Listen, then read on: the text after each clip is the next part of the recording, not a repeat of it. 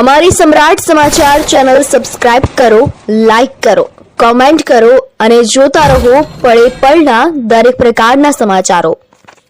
તળાજા નજીક આવેલ જય જનની વિદ્યા સ્કૂલના બાળકોએ મોટા પ્રમાણમાં દોરીઓ એકઠી કરી અને તેમનો નાશ કર્યો હતો। ઉત્તરાયણ પર્વ ઉત્સાહપૂર્વક ઉજવ્યા બાદ જય જનની સાયન્સ સ્કૂલ બપાડાના બાળકોએ સમાજ માટે એક પ્રેરણાદાયક પહેલ કરી છે।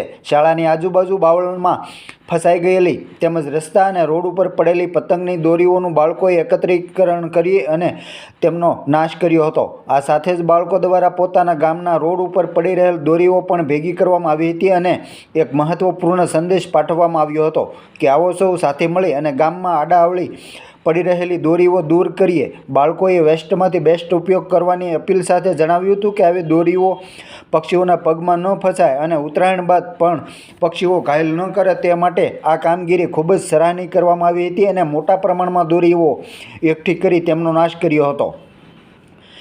પક્ષી સંરક્ષણ માટે કરવામાં આવેલી આ ઉત્તમ કામગીરી દ્વારા બાળકોએ સમાજને એક સુંદર અને માનવતાભર્યો સંદેશ આપ્યો છે। હવે આ બાબતે આ નાનકડી બાળકીના મુખેથી સાંભળીએ એક નાનકડો મહત્વપૂર્ણ સંદેશ।